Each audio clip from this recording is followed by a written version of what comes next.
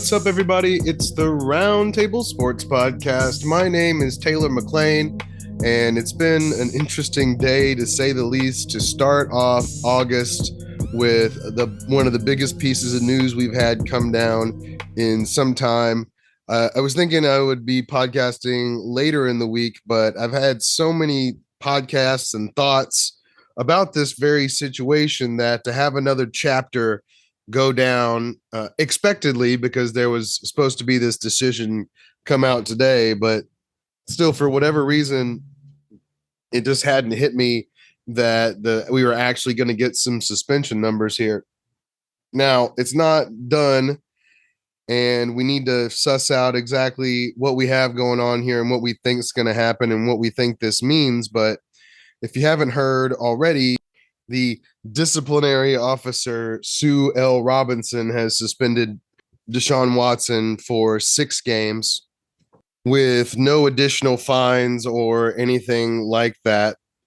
And now the NFL has 3 days to respond or appeal if they want to do that. And the appeal officer, which I thought was a funny name, is going to be Roger Goodell.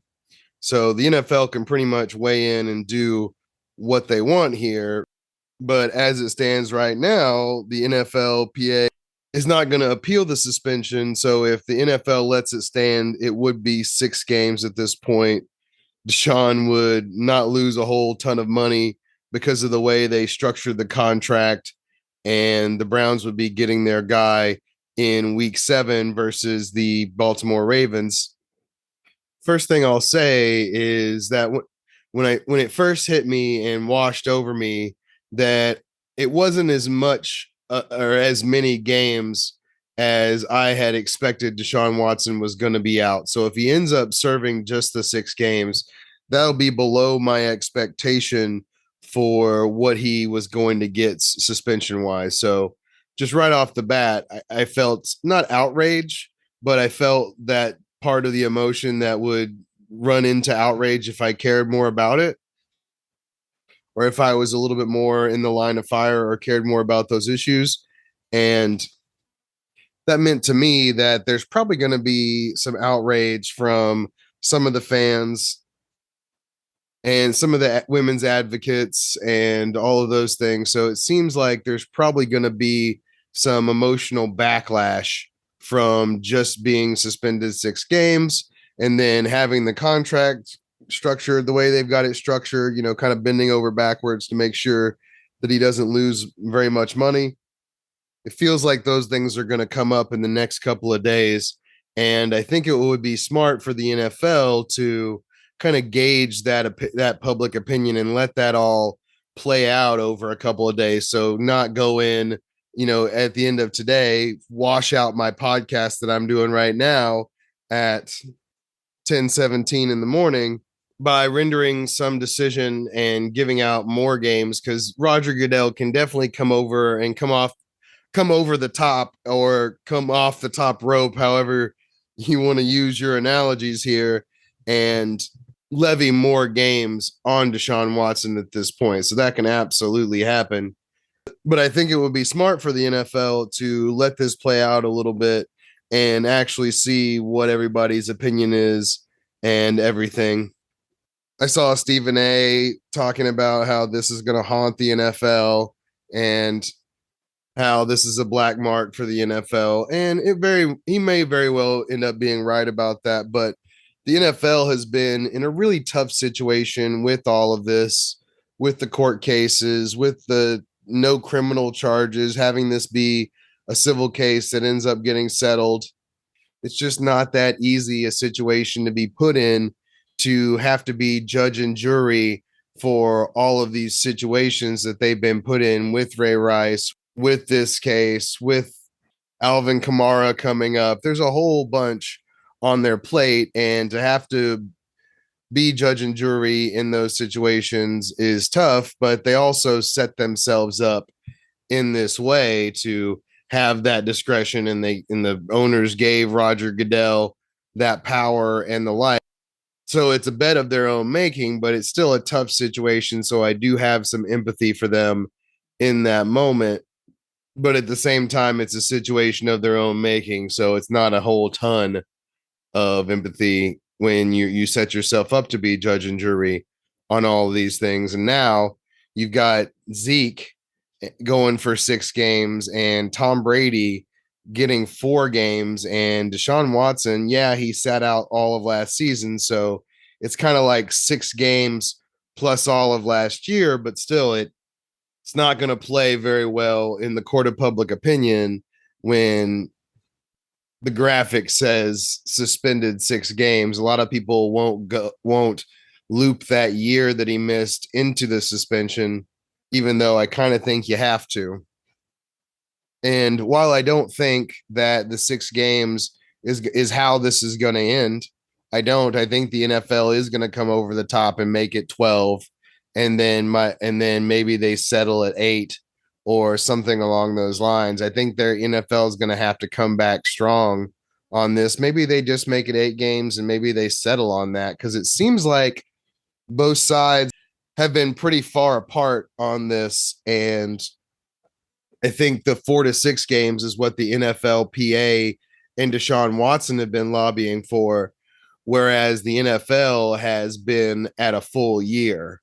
So obviously this is well less than this. And like I said, this 6 games probably not where the number's going to end up, but it's still an absolute win for the Deshaun Watson side for this not to be closer to the year, so that this is kind of the position that they'll be bargaining from in this scenario, where I know they hope that the NFL just lets it stand since this is what their officer decided, but I think they're in a good position to bargain from this position at the very least when the NFL comes over the top. Well, the arbitrator said this, and then they can agree on something in the middle, it would seem.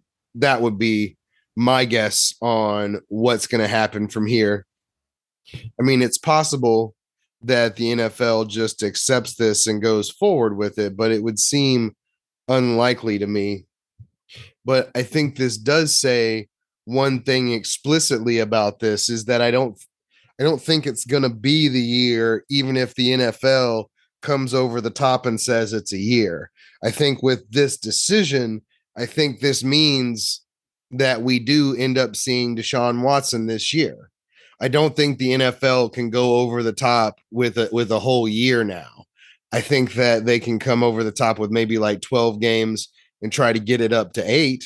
Like, I think 8 or 9 is the equitable amount, whatever is half the season when you play 17 games, whether that's 8 or 9 or whatever.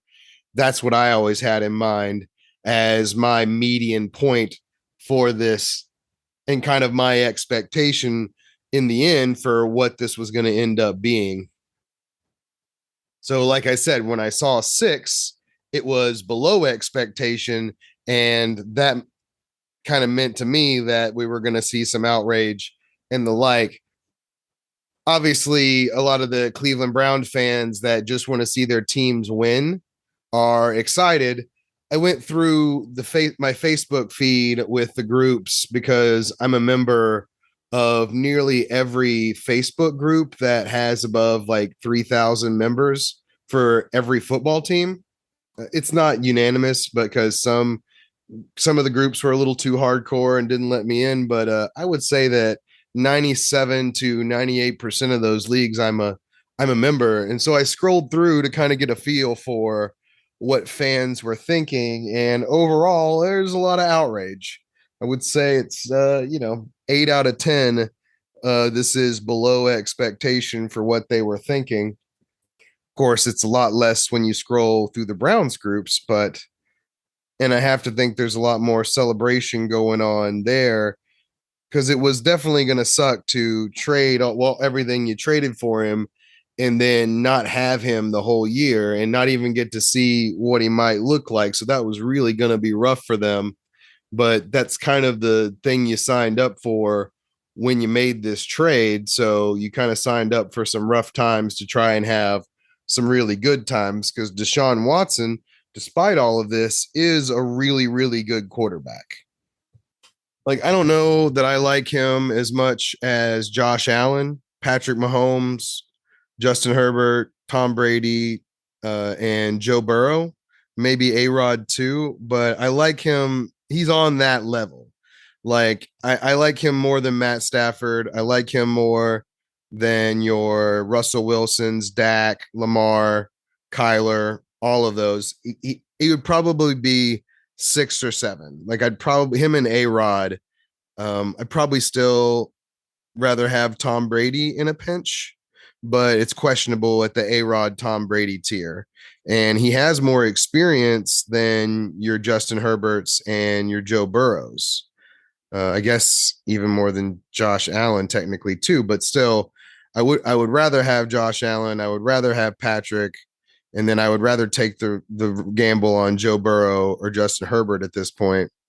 But he's in that elite tier.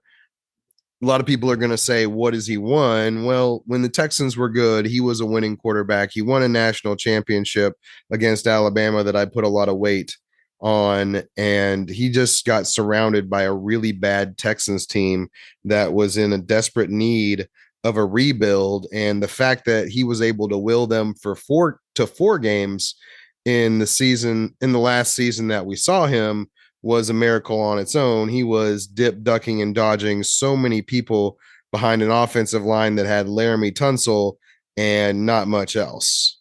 And that's still kind of the case. They've upgraded it a bit. And for the Texans and for their fans, I hope that they have somebody that's able to draft at this point because, they have plenty of picks, sure.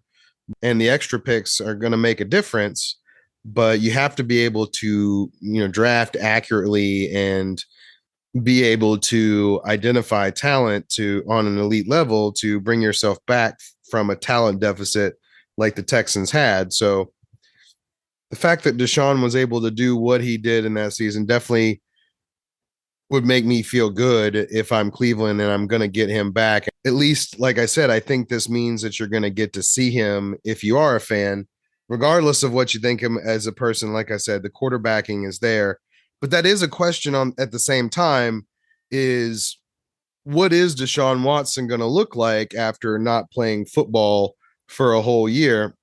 I'm guessing that it's a little rusty, but he definitely recalibrates what the Browns can be because I think he is an elite decision maker that has a ton of athleticism and has a good enough arm to hit all the parts of the field.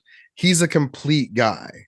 It may not be an elite pocket passer, but he's good enough where you put everything else together with the running ability, with his ability to be mobile within and outside of the pocket. And then you throw, like I said, you throw in the plus decision making, the plus heart, which it's hard to say that about somebody that's accused of what he's accused of. But up until all of this coming out, this guy was on my list as one of the guys you'd want to have. And the Browns got him. And now I think we know we're going to see him. It may not be for the first 8 to 12 games. I don't know. I feel like there's more suspension coming, but I don't know how much more. And I don't think it's going to be the year now. Whereas I kind of thought the NFL was going to get its way and do the whole year. And they still may very well do that. But I think this gives DeShaun Watson enough leverage with this arbitration thing to get out of it. So I think we'll see him eventually this year, which wasn't really super looking forward to watching Jacoby Brissett run this offense. And I was kind of fading a lot of the Browns receiving threats. I was still drafting Nick Chubb and Kareem Hunt just fine. And I was never really all that into David Njoku. Maybe that was a mistake. And you know what? I'll probably get him as my third tight end now, although he may move up in fantasy drafts. And I got to think that all the Browns move up, starting now with this decision. For me, it definitely makes me feel better about Nick Chubb, no doubt. Even if you're missing him for the first part of the season, Jacoby Brissett for a certain period of time can keep the ship going. And I will grant you that the Browns do have 3 good running backs because I think D'Ernest Johnson is a good running back as well.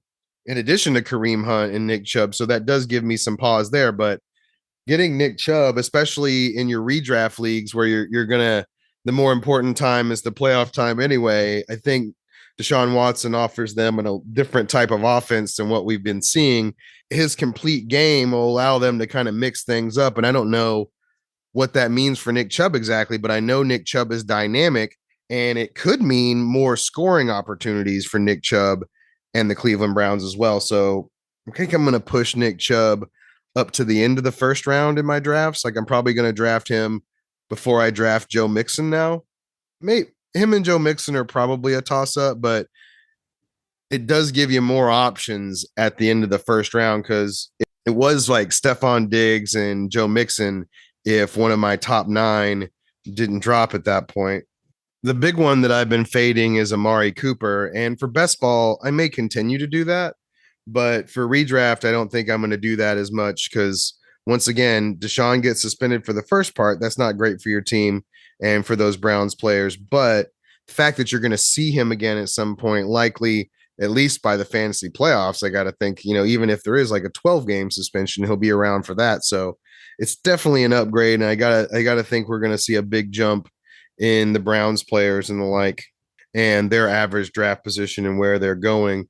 It had been Nick Chubb in the second, somewhere kind of maybe even late in the second. Now that's going to move up to early second or late first.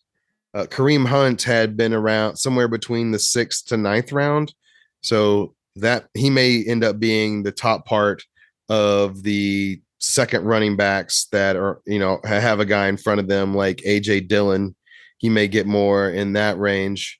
And then of course, Amari's been like the 6th round. That's probably going to move him up into the 5th as well. Cause a lot of the guys in that range, McLaurin, DJ Moore, don't have as good a quarterback as what Amari Cooper would have now, which is ironic because DJ Moore's quarterback is going to be Baker Mayfield, who I like the fit of them, but Baker, the Texans, the NFL all seem like the losers from this decision. So we'll see who ends up coming out the winner. That's on the NFL now. It's in their court. And until we know more, that's pretty much what it is. There was other news that I was excited about talking about. There was 2 extensions that were pretty similar for players that are of a certain tier, but not all that similar in their playing style necessarily. The one that felt more in doubt to me on whether it was going to happen was the Deebo Samuel signing. Deebo ended up getting an additional 3 years, $71.55 million with 58.1 guaranteed.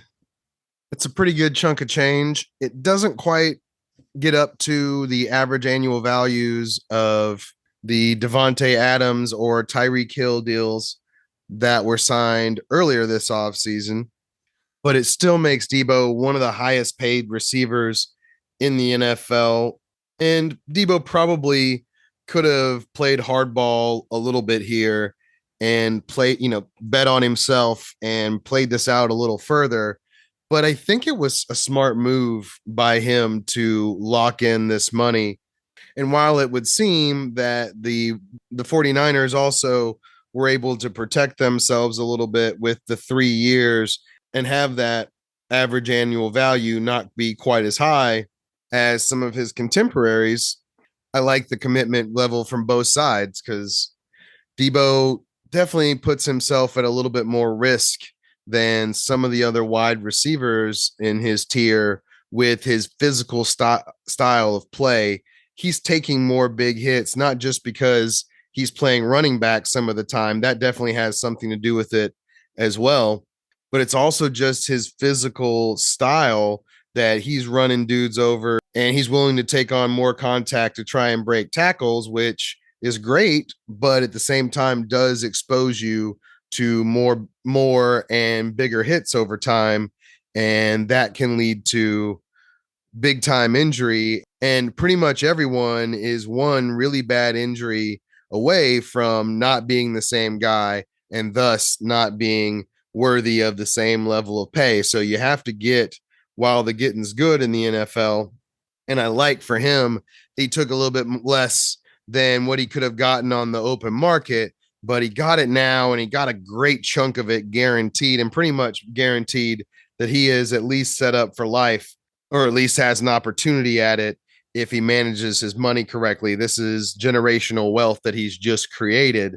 And if he's able to stay healthy and able to stay at this domineering level that he's at right now, then he should be able to get paid again too. Says, yeah, he locked in a bunch of money and like, but he also didn't get like 5 years, which is okay.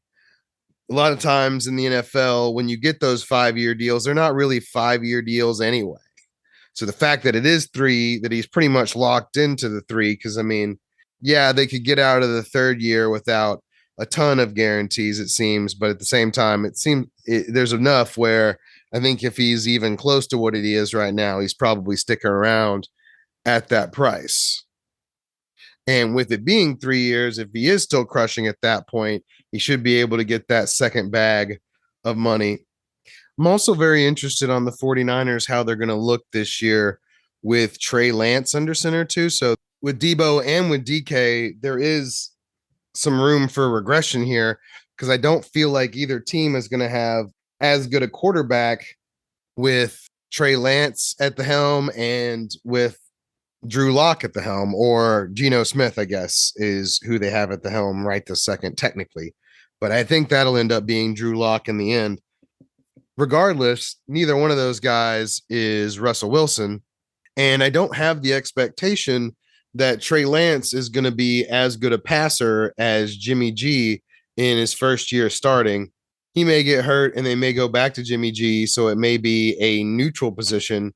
And I've been drafting Deebo as such at the beginning of the third round, but still, it's my expectation for the 49ers that they're going to try and get Trey Lance experience and see what they've got here, because they gave up a ton of picks their first round this last year.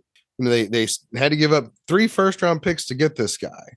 So they got to see what they've got, and he's super duper raw. So the only way that he's going to get better is experience. So they've got to kind of commit to this, and they kind of gave him the redshirt year where they got him some experience. He had to play some games, but overall they stuck with Jimmy G pretty hard. And when Jimmy G was in there, they didn't really even package him in. Like, I was expecting him to get more packages and using him more as a gimmicky player, but they really tried to help Jimmy G and his consistency as much as possible by not doing that. So I think they're about to do the same thing with Trey Lance, just in reverse, where Trey Lance is the guy and Jimmy G's still on the roster. That may or may not be the case by the end of training camp, but even still, it just lowers my expectations overall for the 49ers offense. I don't think there's going to be as many points to score, because there's just not going to be as many opportunities, because the offense isn't going to be quite as dynamic. Maybe it ends up being Kyle. I love Kyle Shanahan and the way he calls plays.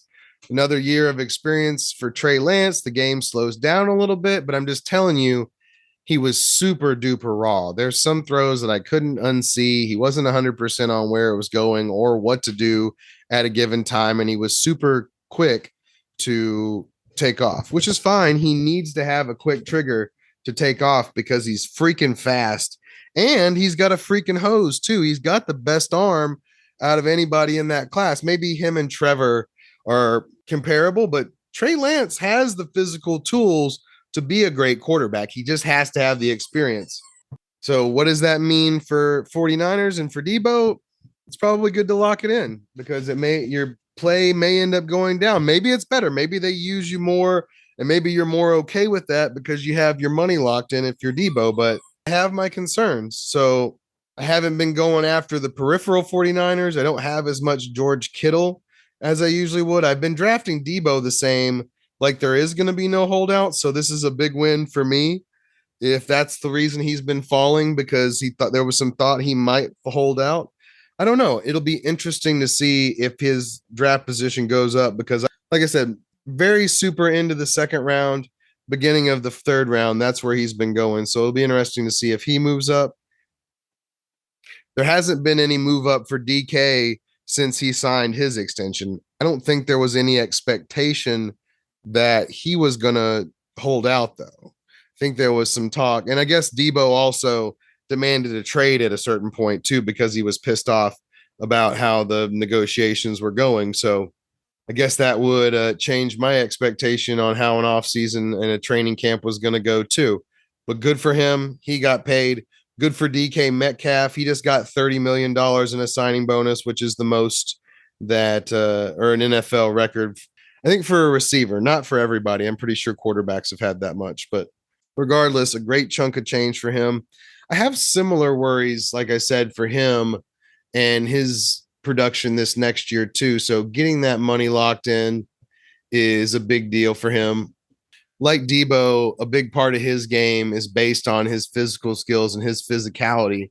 So he's just as much a risk if he was to lose a step via a gruesome injury to not get paid and the like. So getting himself locked into a nice deal, even though it's not just like Deebo, it's not as much as he probably could have gotten on the open market if Kenny Golladay gets 21 million when the going rate was 21 million on the open market. Then you got to think that these guys, had they made it, would have really broken the bank at that same level or greater. So they took a little less, but they got themselves locked in. DK got so much money up front, like I said.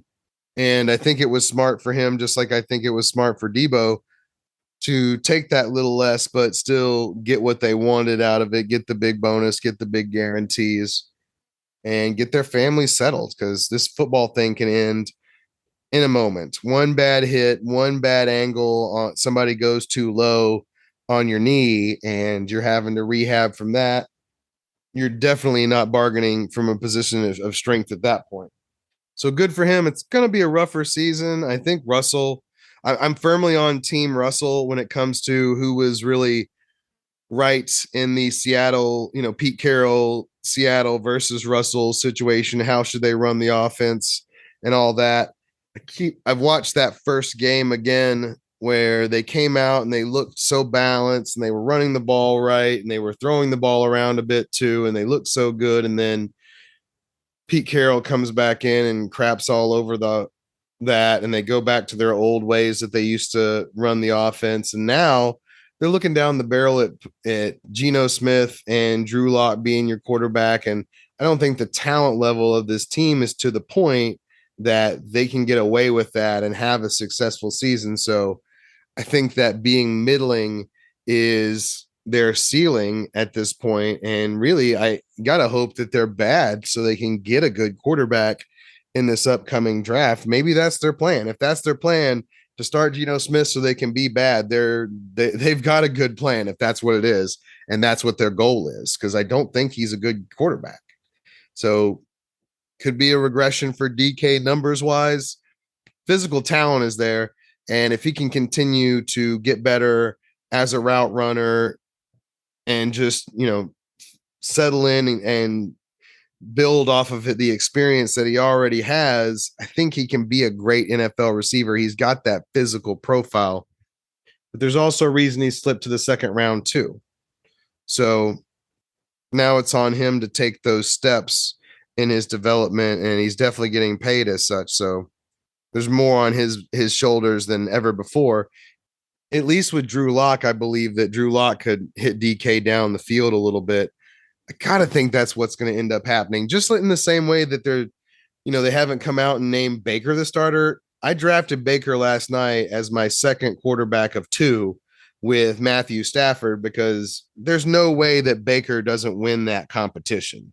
And I'm not as confident in Drew Lock and what Seattle thinks as I am in Baker Mayfield and what the Panthers think, but it just doesn't make any sense to me. And it makes even less sense to me that they wouldn't trade for Jimmy Garoppolo. Maybe they know that the 49ers are going to drop him eventually and cut him so they don't have to give up anything to get him. But man, it's just a tough situation to go off of. And it's the situation I'm dreading. I'm dreading it the most out of watching the games. I love the skill position player, so that'll get me through it. And I guess getting the crap all over Geno Smith will probably be fun. but it's the team that I'm least looking forward to watching at this point.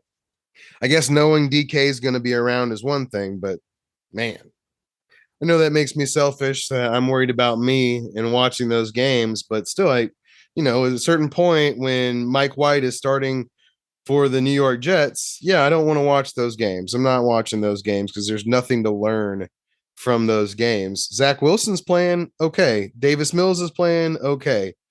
I think I can try and evaluate them and see if they've got additional NFL futures and try and evaluate what their ceiling is. I think I know on Geno Smith and Drew Lock. Like I think I know what their ceiling is. I think I've seen enough. And I think I know what Jimmy G's ceiling is. But I think that ceiling offers them something. Like with those weapons, and if you put a good scheme around Jimmy G, you could win some games this year. You could be competitive. If your goal is not to be competitive, keep doing what you're doing. That's my point. Well, anyway, that's what I've got for today. There'll be plenty of news coming out, and the NFL has 3 days to respond to DeShaun, so we may be doing this again later on this next week. I'm planning to bring on a roundtable member, Brandon Parham, to talk about the Houston situation and the Houston side of the DeShaun Watson situation coming up. I'm thinking we're going to do that after the NFL either does or doesn't do something, so we can react to that. So look forward to that. The videos should be coming out a little less frequently. Maybe the preseason will get us some good plays, so we'll have something to look at there. But look forward to that. And if you've gotten to this point and haven't done so, download the podcast. Let me know that you're here and listening. You don't have to go back and listen again. Just download it and delete it later. That's all we're looking for is a little bit of support in that range. And otherwise, have a great rest of your day.